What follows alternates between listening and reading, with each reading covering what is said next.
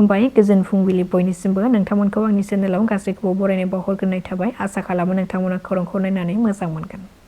बङाइगाव जिल्ला थुलावरा खगरपुर गामिनि गेलेग्रा फोथाराव साननैनि हाबाफारिजों खौसेथि बर' सुबुं आफाद एबा UBPOनि 13थि बोसोरारि जथुम्माखौ फैगौ 2027 मायथाइनि जानुवारि दाननि 8-9 खालाराव साननैनि हाबाफारिजों खुंफुंनो थाखाय थियारि जादों।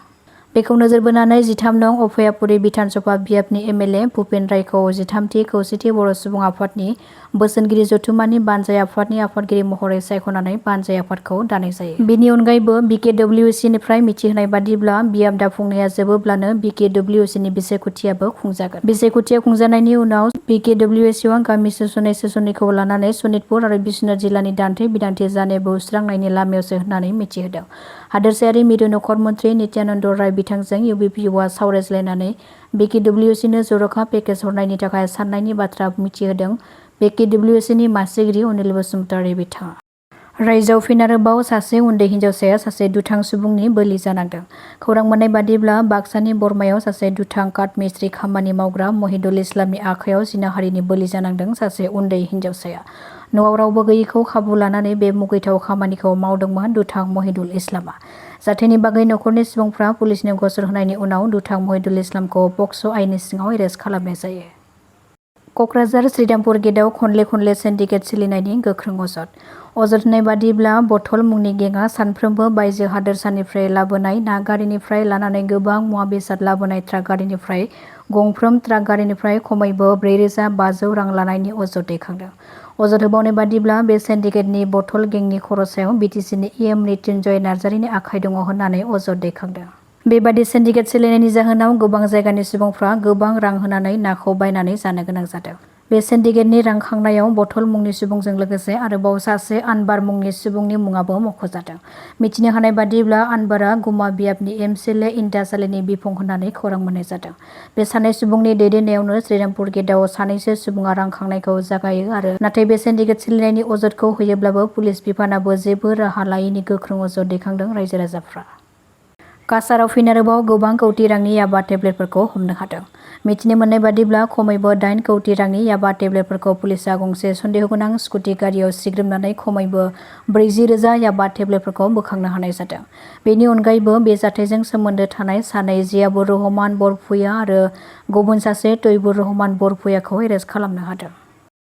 आसाम सरकारनि जानाखि कनसार्न डिपार्टमेन्ट ट्राइबेल एफेयार्स मानाव गिदिर मन्त्रि डक्टर रनज पेगु बिथांजों जोङो जेब्लायबो लोगो मोनबाय थादों। बे साननैसो लोगो हमनानै जोंनि काउन्सिलनि बिसायख'थिया माला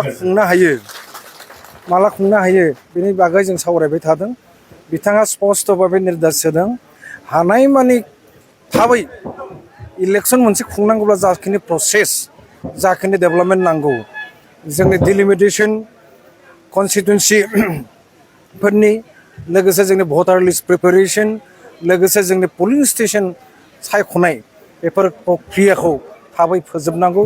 बेफोर खामानिफोरखौ थाबै फोजोबनांगौ जोङो सावरायबाय थानानै जोङो खम समनि गेजेराव निश्चय जोङो मोनसे गरन्थ फैनो हागोन।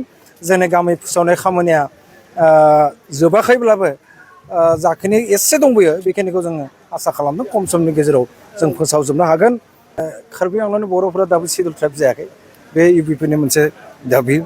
मैया दाखालि 13 आगस्टआव भारत सरकारनि नखर बिफाननि मन्त्रि स्टेट इउनियन माने हम मिनिस्टार नित्यानन्द रय बिथांजों UBPनि सेन्ट्रेल कमिटिया रायज्लायनो खाबु मोनदों। बे रायज्लायनायनि जानाखि रिजल्ट गभर्नमेन्ट अफ इन्डिया मोनसे पजिटिभाव दङ। लोगोसे गभर्नमेन्ट अफ इन्डियानि जानाखि मन्त्रि बिथाङा जोंनो मोनसे स्पेसियेल पेकेज खम समनि गेजेराव हायो नामा बेखौ गरन्थ खालामगोन होनना बिथांमोना फोसावदों। आंनि मुङा मिथिंगा रामसियारि। आङो बाक्सा जिल्लानि मुसलपुर टाउननि खाथियाव थानाय आम्बारि बिलपारा गामिनि। आं दा सिलचर मेडिकेल कलेजाव सेकेन्ड इयार MBBS आव फरायबाय दं। जोंहा माने न'खराव एसे राङारि उसुबिदा जाबाय दं मानोना जोंहा बाबाया खेथिसो मावो नालाय एसे आंनि फरायनायाव उसुबिदा जाबाय दं। बेनिखायनो दासान्दि आङो जोंनि ससियेल मिडियाफोराव नुबाय दं दि जोंनि BTCनि चिफ हाग्रामा मैलारि सारा गोबां स्टुडेन्टसफोरनो बिदि मदद होबाय दं। बेनिखायनो आंनि जाहोनावबो आं सानो आङो राङारि मदद मोनोब्ला आंनियाबो फरायनायाव मदद जागोन मानोना न'खराव न'खरनिफ्राय आंखौ दा एफर्ड खालामनो एसे खस्थ' जाबाय दं माने न'खराव प्रब्लेम दं जा न'खराव बाबाल' दं बा आइ गैया आरो आदा सासेल' दं बिसोरो बिदिनो खेथि मावनानै आंखौ मदद खालामबाय दं आरो दा खिन्थु जिहेतु एसे खस्थ' जाबाय दं न'निफ्राय हरनो थाखाय बेनिखायनो आङो सारखौ आंनि साइडनिफ्राय खावलायहरनो सानो आरो एसे आंखौबो मदद खालाम